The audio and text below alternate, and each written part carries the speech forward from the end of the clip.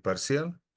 Y como siempre, ¿verdad? Vamos a ver nosotros lo que es la emergencia, aunque la colelitiasis de por sí no es una emergencia y lo vamos a ver por qué, por ejemplo. ¿De acuerdo? Entonces, la colelitiasis, nosotros seguramente ustedes cuando estén internados en el hospital, lo que vamos a hacer es siempre, Con exceso en las pestañas, y pues con exceso en las pestañas, ¿quién es Quispe Eric? no tan.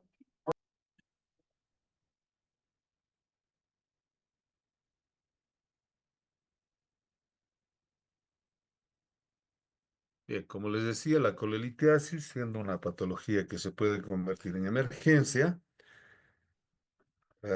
generalmente es para un tratamiento de forma programada, ¿de acuerdo? Entonces, ¿por qué estamos viendo esto como una emergencia? Porque es un cuadro clínico que se va a presentar como unos 10 hasta 15 veces en el hospital, pero no a todos nosotros vamos a hospitalizar, ¿verdad? Porque si no, no alcanzaría todo el hospital en una semana para poder hospitalizar, no alcanzaría, ¿no? Las camas en el hospital para hospitalizar. Lo que sí tenemos que saber reconocer es una colelitiasis, o sus complicaciones. En esta ocasión, nuestro objetivo va a ser reconocer primero una colelitiasis y su cuadro clínico, que es un cólico biliar. Entonces, repasamos nosotros lo que es la anatomía. Recuerden muy bien que todo lo que es la vía biliar, comprende lo que son los hepáticos derecho e izquierdo, forman el hepático común, se une el conducto cístico que va a drenar todo el contenido que está en la vesícula, ¿no? Una vez que se unen el colédoco con el conducto cístico, por supuesto que el hepático con el conducto cístico, se va a formar el colédoco que va a desembocar en la segunda porción del duodeno, ¿verdad? Entonces tiene una irrigación importante, ¿no? Sin embargo, siendo una patología muy frecuente de tratamiento quirúrgico, ¿no? Eh, es una de las cirugías que también tiene un alto porcentaje de complicaciones quirúrgicas en este caso, ¿verdad? Entonces ahí vemos de forma mucho más esquemática lo que es el hepático derecho, el hepático izquierdo. Se unen los dos, forman el hepático común, ¿verdad? Está el conducto cístico, ¿verdad? El colédoco y desemboca en la segunda porción del duodeno, muchas veces, ¿no? O en la mayoría de los casos, juntamente con el conducto de Wirs, ¿verdad? O el conducto pancreático, ¿verdad? La vesícula no es más que un órgano reservorio, o sea, sirve para almacenar toda la bilis que se produce tanto en el hepático derecho como en el hepático izquierdo, se une y por algunos efectos de lo que son lo que es la colecistoquinina, ¿no? La, la que va a hacer que una vez que los alimentos pasen por el duodeno, ¿no? Si son alimentos muy grasos, entonces, por ejemplo, la colecistoquinina, ¿no? Va a estimular la contracción de la vesícula para que pueda, ¿no? Vaciarse la bilis hacia el duodeno y nos sirve, por supuesto, como ustedes ya saben, la bilis nos sirve simplemente para poder digerir lo que son las grasas, ¿verdad? Y ahí podemos ver cómo desembocan juntamente con el conducto de Wilson, ¿no? Y que vamos a ver después que esta va a ser una de las causas de alguna de las complicaciones que tiene la colelitiasis, ¿verdad? Entonces, la colelitiasis no es más que presencia de cálculos en la vesícula biliar. Vean, solamente es una presencia de cálculos en la vesícula biliar que puede ser diagnosticado como un hallazgo, ¿no? Durante algún malestar que presenta el paciente. Ahora los pacientes van solos donde el ecografista, ¿no? Me duele, dicen el abdomen, quiero una ecografía de mi vesícula, ¿no? De mi hígado. Y entonces se hace un hallazgo, ¿verdad? Es un hallazgo nada más. Y algunas veces cuando ya tenemos un diagnóstico presuntivo, nosotros vamos a indicar una ecografía para que pueda, ¿no? Podamos diagnosticar la presencia o no de cálculos en la vesícula. En lo que respecta a la epidemiología, es una de las patologías más frecuentes, prevalece más en las mujeres, que vamos a ver por qué, ¿no? La frecuencia aumenta con la edad, ¿de acuerdo? Mientras más añosos, entonces podemos encontrar a más pacientes con cálculos en la vesícula biliar. Y por supuesto, el cuadro clínico es relativamente precoz, ¿no? En algunos se presenta muy temprano, una vez que se forman los cálculos, o en algunos pacientes simplemente vamos a tener, ¿no? El paciente puede estar con larga data con los cálculos en la vesícula o incluso sabiendo que ya tiene cálculos en la vesícula, el paciente no toma ningún recaudo, ¿verdad? No se hace presente, no hace consulta, ¿no? Y todo es ahora, toda la información lo recibe por las redes sociales, el internet, etcétera, ¿no? Lo que hace que se compliquen más, por supuesto, ¿verdad? Es muy frecuente en las multíparas y vamos a ver después, ¿no? En general, el 10%, del 10 al 20%, vean, de la población mundial tiene colelitiasis, ¿no? Sin embargo, esto yo presumo que ya está cambiando, debe ser más incluso porque estamos encontrando pacientes de corta edad, ¿no? Desde los 8 años, por lo menos yo he visto un paciente que he operado de 8 años, ¿verdad? Ya con colecistitis. Tuve un paciente de 12 años con una complicación ya de por una pancreatitis biliar o de origen biliar. Vean cómo ha cambiado, entonces presume que esto también ya ha cambiado, ¿no? Por supuesto, está relacionado con los factores ambientales, ¿no? Precisamente con la dieta, ¿verdad? Vamos a ver más adelante por qué la dieta, la comida chatarra, en este caso el sedentarismo, ¿no? Y como habíamos indicado, que en las multíparas es mucho más frecuente, ¿verdad? Entonces, el embarazo, la obesidad van a favorecer siempre la formación de cálculos en la vesícula biliar. ¿Cómo está compuesto la bilis? Como pueden observar, la bilis está compuesta por lípidos, ¿ya? El colesterol, sales biliares y fosfolípidos, predominantemente de lípidos, ¿verdad? Por supuesto, contiene bilirrubina, proteínas, electrolitos y lo que les decía, el colesterol. ¿De acuerdo? Entonces, por eso decimos que la litiasis biliar es una enfermedad metabólica. ¿Por qué? Porque va a haber un cambio total en la composición del colesterol. ¿De acuerdo? Entonces, va a ir predominando, en este caso, el colesterol, o se va a sobresaturar la bilis, ¿no? Por el colesterol y tomando en cuenta que tenemos sales biliares y fosfolípidos, por supuesto, todo esto va a ser el inicio de formación de cálculos en la vesícula, ¿verdad?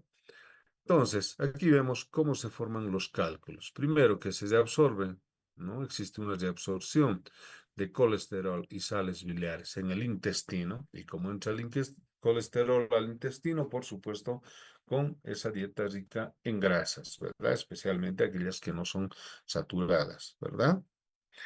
Entonces, ¿qué es lo que sucede? Aumenta el colesterol, ¿ya? Disminuye la excreción de sales biliares, ¿no? En otras palabras, lo que les decía, se sobresatura de colesterol la bilis y, por supuesto, juntamente con las sales biliares, los cristales, etcétera, empieza a formarse un vaso, ¿verdad? Después de ese vaso, inmediatamente se nuclea, ¿no? Y empieza a formarse los cristales de colesterol. Estos cristales se nuclean y se forman los cálculos, ¿verdad? Por supuesto que existen otros factores externos, ¿verdad? Como mucoproteínas, las hormonas, una disfunción vesicular, disfunción del esfínter de Oddi. especialmente en esos pacientes sedentarios, o una éstasis de la bilis en la vesícula. ¿Cómo se sobresatura la bilis, ¿no? De colesterol? ¿De acuerdo? Pueden ser de dos formas o finalmente va a ser mixto. Primero, un exceso de secreción del colesterol biliar, lo más frecuente en pacientes añosos, por eso decíamos, ¿verdad? Que aumenta, ¿no? La presencia de cálculos en la vesícula aumenta con los años, ¿verdad? A medida que uno va envejeciendo, es mayor el riesgo de formar cálculos en la vesícula. Los pacientes con excesos de peso, ¿no? Pacientes con obesidad mórbida en este caso, los estrógenos en el sexo femenino, los factores ambientales, la dieta y el sedentarismo, ¿verdad? Esto va a pertenecer al exceso de secreción de colesterol biliar. Sin embargo, puede existir un defecto en la secreción de sales biliares. Por ejemplo, cuando existe una gran pérdida intestinal, aumentada o una síntesis hepática deficiente, ¿verdad? El hígado va a empezar a prácticamente a no sintetizar lo que es el colesterol y lo va a dejar libre y va a ser absorbido en la sangre, ¿verdad? O finalmente va a ser un trastorno mixto. Y de ahí que nosotros, dependiendo qué elementos van a predominar en la formación de los cálculos, entonces nosotros los vamos a clasificar por la composición de estos, ¿no? Por la composición, por qué están formados predominantemente cada uno de los cálculos. Pueden ser de colesterol en un 70-80%, ustedes pueden ver ahí fácilmente, ¿no? ¿Cómo nos damos cuenta? El cálculo va a ser totalmente claro, de amarillo claro, ¿verdad? Y a la prensión fácilmente se destruye, ¿no? Sin embargo, pueden ser los cálculos pigmentarios o puros, donde ya el colesterol ha dejado de ser predominio en la composición de los cálculos, y a estos los vamos a reconocer fácilmente, ¿vean? Son de color oscuro, ¿ya? Y a la prensión son totalmente sólidos. Muchas veces no se los puede destruir, ¿de acuerdo? Como los cálculos de colesterol. O finalmente pueden ser mixtos, como pueden ver en la vesícula, ¿eh?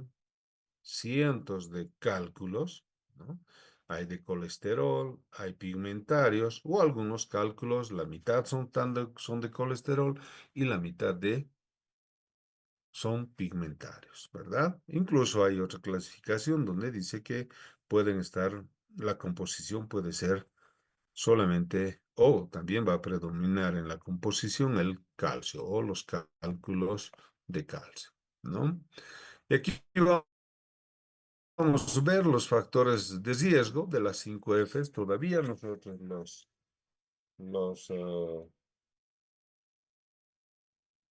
clases, ya.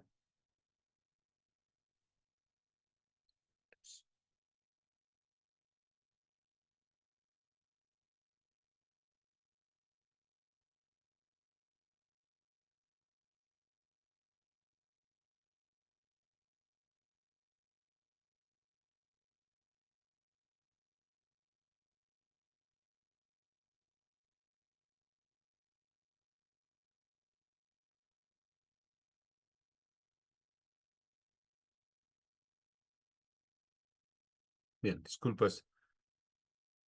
La guía, no la guía. No me has enviado. No, pero No, te he no, no, mandado. no. Vuelvo a enviar. Ya, ya. ¿Ya?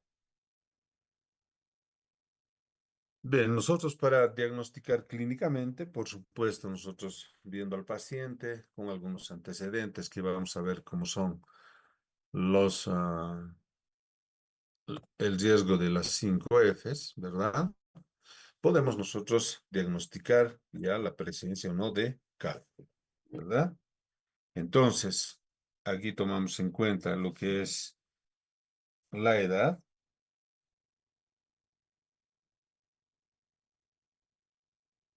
La edad, ¿no? Se dice que a mayor edad, mayor, como hemos visto, con el envejecimiento aumenta el riesgo de formar cálculos. Y aquí tenemos, ¿no? Mayor de 40 años, las 5 Fs que son en inglés, ¿verdad? 40, mayor de 40 años, ¿de acuerdo? ¿Cómo se explica esto? Por la hipersecreción de colesterol biliar, por supuesto asociada al envejecimiento, ¿de acuerdo? Sin embargo, como había empezado diciéndoles que ahora esto prácticamente está cambiando, ¿no? Tenemos pacientes desde los 8 años que operé, 12 años con complicaciones, ¿no? 14 años ya con episodios de colecistitis, ¿verdad? Entonces ya está cambiando, pero todavía podemos tomarlo en cuenta. Otra de las Fs, el sexo femenino, ¿no? El incremento en la saturación biliar por efecto de los estrógenos sobre el metabolismo hepático del colesterol, ¿verdad? Esto va a impedir a que se pueda sintetizar fácilmente el colesterol. El embarazo, ¿no? Cuando la motilidad vesicular disminuye, ¿no? Precisamente porque a medida que va creciendo el producto, ¿no? Va comprimiendo todo lo que es la parte de los órganos superiores del abdomen, en este caso la vesícula, no lo deja, ¿verdad? Contraerse fácilmente, crea un éstasis y comienza la formación de cálculos, ¿no? Y por otra parte, aumenta la secreción hepática del colesterol. Por supuesto, los pacientes con sobrepeso o con una obesidad mórbida, donde aumenta la secreción biliar, ¿no?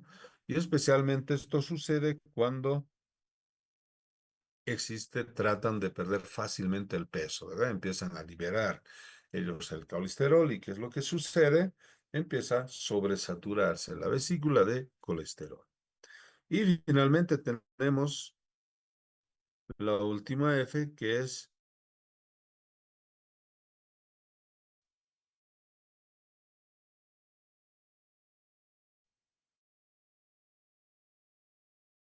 el factor genético, ¿no? Se dice que si la abuelita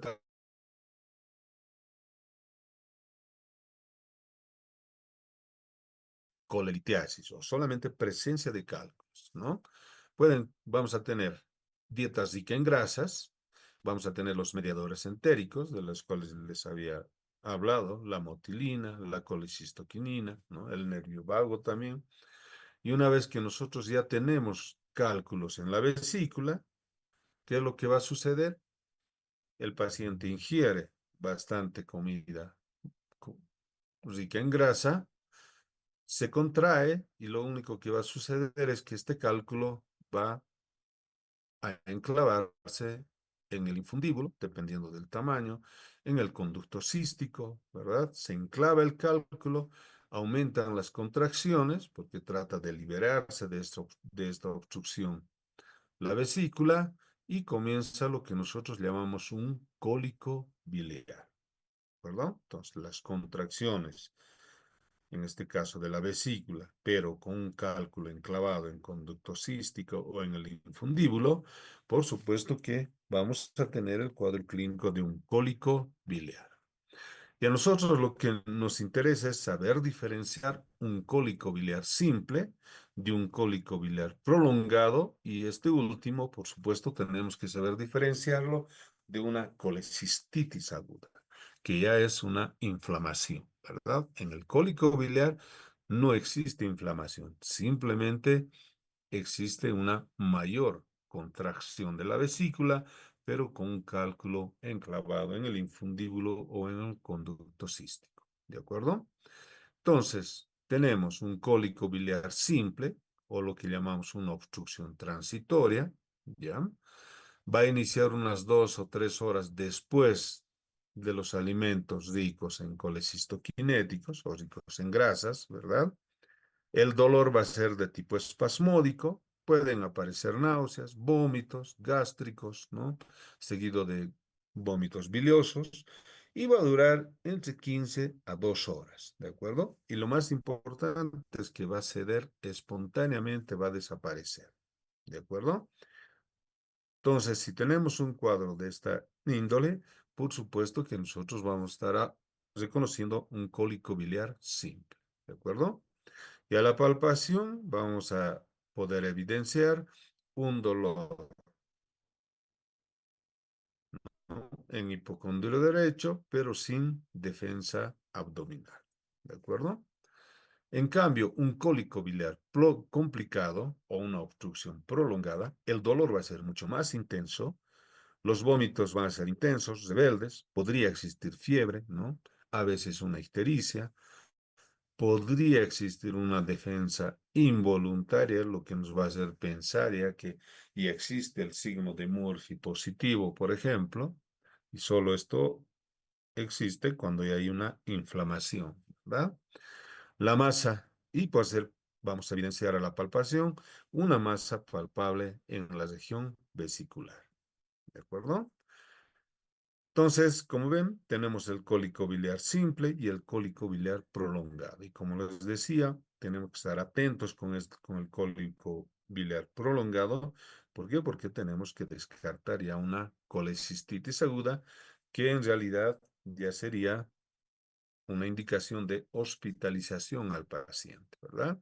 Pero si es un cólico biliar simple o un cólico biliar prolongado, ¿qué es lo que vamos a hacer en emergencia? Simplemente nosotros vamos a administrar su analgésico con su antiespasmódico, lo expectamos unos minutos o tal vez hasta unas horas, cede el dolor y se va a la casita con los estudios por realizarse y la sugerencia de un tratamiento quirúrgico definitivo, ¿no? Entonces, si nosotros tenemos un cólico biliar simple, esa pesadez en el abdomen después de alimentos colecistoquinéticos, ¿verdad? O un cólico biliar prolongado en este caso, lo primero que nosotros vamos a solicitar es una ecografía abdominal, ¿de acuerdo? Mucho más selectiva tendríamos que llamar una ecografía de hígado, vía biliar y páncreas, ¿de acuerdo? Esa es la forma de solicitar si nosotros solamente queremos ver, descartar o corroborar cálculos en la vesícula biliar, ¿de acuerdo? La ecografía es el mejor método para explorar la vesícula.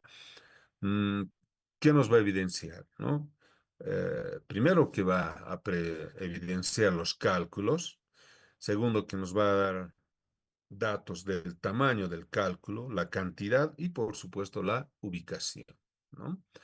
Nos va a indicar el grosor de la pared vesicular, que nos va a servir aquí si la ecografía nos ayuda a definir si es un cólico biliar prolongado o una colecistitis. ¿Por qué? Porque vamos a poder evidenciar si es una colecistitis aguda, ¿no? Una pared edematizada, aumentada en su espesor. Algo muy importante que nos da la ecografía, el calibre de la vía biliar principal y el tamaño, ¿no? Y la homogeneidad del parénquima hepático, porque pueden existir quistes, ¿verdad? En el hígado, que pueden ser también la causa de este cuadro clínico. Esto es lo que nosotros tenemos que aprender para poder explicar al paciente, ¿de acuerdo? Porque en la ecografía no nos va a dar como en el laboratorio los datos referenciales. El ecografista simplemente nos va a describir cuántos cálculos, el tamaño del colédoco, el grosor de las paredes de la vesícula. ¿De acuerdo? Entonces, dependiendo de qué es lo que nos va a reportar, vamos a nosotros poder explicar cuál es el cuadro clínico de que está cursando el paciente. Tenemos que aprender estas medidas normales, por ejemplo, un hepático común hasta 4 milímetros de diámetro, el colédoco con un diámetro hasta 8 milímetros y las paredes de la vesícula hasta 3 milímetros. ¿De acuerdo? Si tenemos 5 milímetros el hepático común, peor si es 6, 7 o 8, ya estamos hablando de una dilatación, ¿no? Del hepático común o del colédoco, en este caso, que puede estar 10, 12, ¿verdad? 9 ya es una dilatación para nosotros que puede estar ya informándonos una posible complicación, ¿verdad? De la colelitiasis, ¿no? Y las paredes de la vesícula. 4 milímetros ya nos está indicando que existe edema o que está engrosada la pared del, del, de la vesícula, ¿verdad? Ahí podemos observar la forma, ahí vemos en una foto paredes finas, contenido homogéneo, ¿no? ¿Cómo nosotros nos vamos a dar cuenta que en una ecografía estamos evidenciando cálculos. Para esto nosotros vamos a incluir tres criterios en la ecografía. Primero, que esa imagen ha de ser ecogénica, ¿ya? Va a provocar o va a ocasionar una sombra acústica o la sombra de silencio, que se llama, ¿no? Y por supuesto ha de desplazarse a la gravedad. Si alguien se ha hecho alguna ecografía, el ecografista le pide, ¿verdad?, echarse de derecha, de la izquierda, no respirar, etcétera. Precisamente para ver si son móviles esos cálculos. Ahí podemos observar lo que les estaba indicando, una ecografía, vean, paredes finas de la vesícula, ¿de acuerdo? Tenemos una imagen ecogénica, esas imágenes blanquecinas, eso es una imagen ecogénica, proyectan una sombra de silencio, ¿ven? Unas líneas oscuras, ¿no? Está proyectando y por supuesto, si el ecografista pide al paciente echarse de izquierda a izquierda o a derecha o viceversa, estas imágenes se van a mover, ¿verdad? Entonces tenemos los tres criterios para identificar cálculos por una ecografía, que es una imagen ecogénica, proyecta la sombra de silencio y se movilizan, ¿no?, con la gravedad. Lo mismo vemos aquí, ¿ven?, ¿no? Una imagen ecogénica, ¿no?, que puede ser un cálculo, varios cálculos unidos, pegados, ¿no? La pared relativamente, no, yo diría que no está engrosada y nos proyecta esa sombra de silencio, ¿verdad? O la sombra acústica. Y seguramente se mueve con la gravedad. Entonces estamos observando una colelitiasis, presencia de cálculos en la vesícula, ¿no? Antes se realizaba una colecistografía oral, ¿no? En algunos casos podemos solicitar una tomografía computarizada, ¿ya? No tiene mucha ventaja, solamente si queremos identificar cálculos, ¿verdad? Una tomografía a nosotros nos va a servir precisamente para poder descartar algún otro proceso neoplásico, que es una de las complicaciones de la colelitiasis, ¿no? Una colangioresonancia, vean cómo mapea, es uno de los mejores estudios para la vía biliar, vean cómo mapea todo lo que es la vía biliar, ¿no? Pero solamente para diagnosticar la presencia de cálculos no lo solicitamos, ¿no? Solicitamos cuando estamos nosotros sospechando alguna otra patología, ¿no? O precisamente un cáncer de vesícula biliar, páncreas, etcétera, ¿no?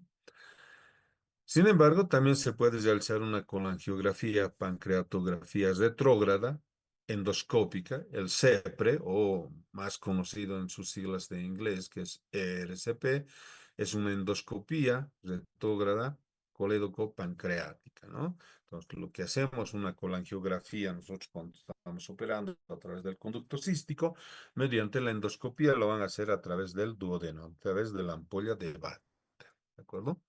Entonces, ¿cuándo nos sirve esto, por ejemplo? Tiene las ventajas, ¿no? Explora el tubo digestivo, el estómago, la ampolla de Vater, ¿no? Y sin embargo, si va a haber alguna complicación como una obstrucción, ¿no? O una ictericia obstructiva, es uno de los mejores métodos para diagnosticar y al mismo tiempo hacer un tratamiento. O sea, va a extraer los cálculos de la vesícula, ¿no? Pero ahora nosotros solamente estamos viendo la colelitiasis. ¿Cuál es el tratamiento prequirúrgico de la colelitiasis? Vean, se le aplica el analgésico con antiespasmódico, ¿no? Mejora el paciente y rechazan, ¿no? Rechazan. Este es de cada 10 pacientes, 8 rechazan, ¿no?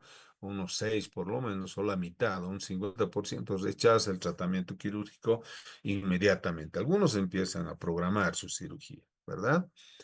¿Qué es lo que hacemos? Si nosotros vemos un paciente con un cólico biliar, primero le indicamos las medidas dietéticas, ¿verdad? Si hay cálculos, por supuesto, tiene que regirse una dieta estricta hipograsa. Y según el criterio médico, si el dolor es leve o es asintomático, Por ese día podemos indicarle ayuno o mates, ¿no? O lo que nosotros llamamos la dieta hídrica por el resto del día, porque lo que queremos es que no se contraiga esa vesícula, ¿verdad? Indicamos antiespasmódicos, como es el más conocido, una iosina, butilbromuro, ¿no? Cada 8 horas vía oral, un antiespasmódico más analgésico. Ahora hay infinidad de estos medicamentos combinados, del antiespasmódico con analgésico, una tabletita cada 8 horas vía oral, ¿de acuerdo? Y se va el paciente y esperamos su ecografía, ¿no?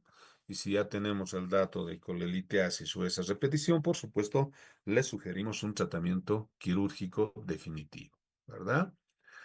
Entonces, si rechaza en un cólico biliar prolongado, NPO, nada por vía oral, dieta hídrica, pero en este caso ya no le indicamos su antiespasmódico vía oral, sino vía parenteral, ¿verdad?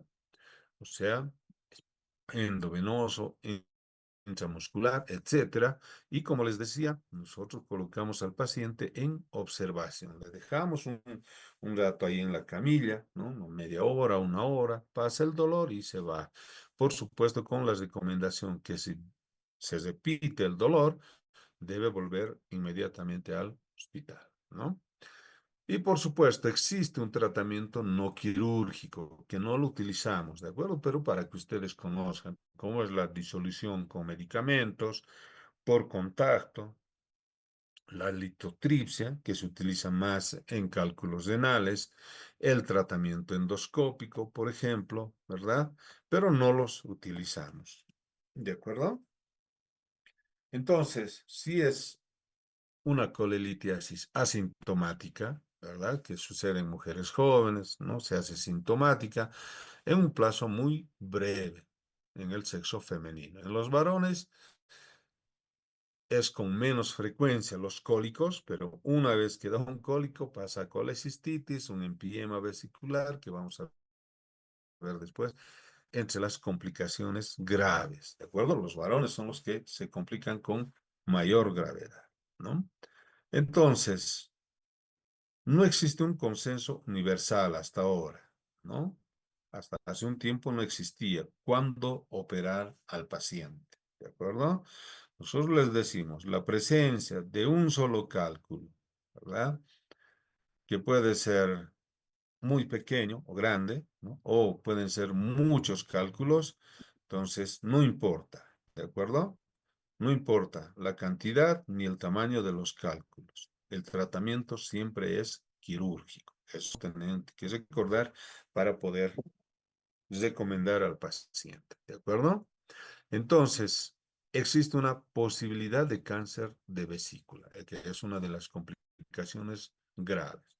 ¿Por qué se dice esto, no? Se dice que a mayor episodios de dolor o de inflamación, mayor el riesgo de desarrollar un proceso neoplásico, en este caso, cáncer de la vesícula biliar. Por eso es que nosotros recomendamos siempre operarse a los pacientes que ya tienen cálculos en la vesícula biliar, ¿no?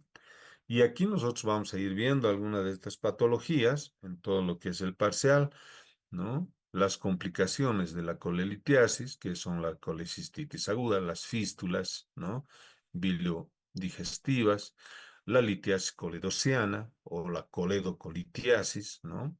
Pancreatitis aguda y el cáncer de vesícula, que son las 5 complicaciones más frecuentes, ¿no? De la colelitiasis. Entre las formas clínicas de tratamiento, como una vez que nosotros identificamos, ¿verdad? Un cólico biliar, cálculos en la vesícula, ¿no? Entonces, recomendamos una colecistectomía, que no es más que la extirpación de toda la vesícula, ¿verdad? Que puede ser convencional, la clásica, o como ustedes ya saben, ¿eh? Abierta, ¿no? Como lo llaman también, por la laparoscopía o una cirugía acuscópica, ¿no? Que es lo mismo que la laparoscopía, pero su instrumental es mucho más delgado, más finito. Por eso se llama acuscópica, que viene de la palabra de agujas. simplemente, ¿no? O la cirugía notes, ¿no? La cirugía por orificios verdaderos, ¿no? Por la boca, por la vagina, etcétera. Han empezado a hacer esta cirugía, pero que no tiene mucha relevancia, ¿no? En el tratamiento. ¿Por qué? Porque el costo-beneficio no tiene ningún sentido hacer y además se requiere de otro instrumental, ¿de acuerdo? Entre los diagnósticos diferenciales de un cólico biliar, lo primero, lo que les decía, una colecistitis aguda, colangitis aguda, pancreatitis, cáncer de vesícula biliar, úlcera péptica, neumonía basal, un cólico renoureteral, con una apendicitis aguda, ¿verdad? Cuando el dolor empieza en epigastrio, como habíamos visto en este cuadro clínico. Y por supuesto, no tenemos que olvidarnos siempre de descartar un infarto agudo de miocardio, ¿verdad? Un dolor en epigastrio, retroesternal, sin embargo, un dolor que va a irradiar hacia el hombro izquierdo, ¿verdad? Entonces, nosotros vamos a ver nosotros, no es necesario que estemos viendo cada una de estas patologías, las vamos a ir viendo de forma individual cada uno de estos porque va a ser importante para que podamos diagnosticar un cólico biliar, una colecistitis o finalmente sus complicaciones, ¿no? Ahí tenemos algunas imágenes, ¿no? Los diferentes incisiones, ¿no? Una paramediana, una mediana supraumbilical, una de Kocher, esta oblicua, por ejemplo, ¿no? La cirugía mínimamente invasiva, que es la laparoscópica o la acuscópica, donde este instrumental, ¿no? Las pinzas, los trócares son mucho más delgados, ¿no? De hasta 3 milímetros, ¿de acuerdo? En muchos pacientes hacemos una colangiografía intraoperatoria, como les decía, ¿ven? A través del cístico estamos instilando un contraste y no vemos cálculos en su interior. En algunas ocasiones podemos identificar un cálculo, ¿no? Y obliga a nosotros colocar una sonda Kerr o finalmente indicamos a este paciente a una ERCP, ¿verdad? A una colangiografía retrógrada colédoco-pancreática, ¿no? Ahí vemos cómo extirpamos la vesícula a través del ombligo, con todos los cálculos. Es lo mismo, se hace lo mismo que en cirugía abierta, los mismos pasos, ¿no? Solamente con otra técnica, con otro instrumental, una colecistectomía. Y como pueden ver, ¿no? En algunos pacientes podemos realizar incisiones de hasta 2,5 centímetros, ¿de acuerdo? Que son mínimos también, pero hay que saber escoger a estos pacientes. ¿Tienen alguna pregunta?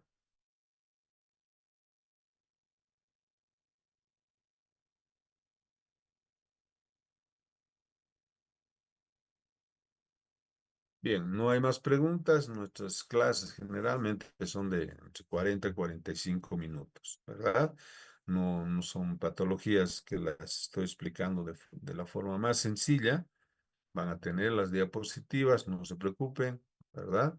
Y para que podamos ir avanzando. ¿Hay preguntas, Presi? No está la Presi en clases. Bueno, estoy tomando yo capturas, ¿no? De aquí para poder Doctor, tomar la perdón, nota, mi ¿no? micrófono no servía. No, preguntaba si hay preguntas. ¿Tienen alguna pregunta? No, Bien, doctor. ya, bien, no hay preguntas, entonces hasta la próxima clase. Ah, no, el lunes yo estoy de turno, mañana estoy de turno, la otra semana estoy de turno el lunes, entonces probablemente no podamos pasar clases, ¿no? A veces no me da mucha opción de hacer la clase virtual porque siempre hay alguna emergencia, nos interrumpen y es incómodo estar así, ¿de acuerdo? Pero les voy a comunicar siempre con tiempo, ¿de acuerdo? Bien, hasta la próxima.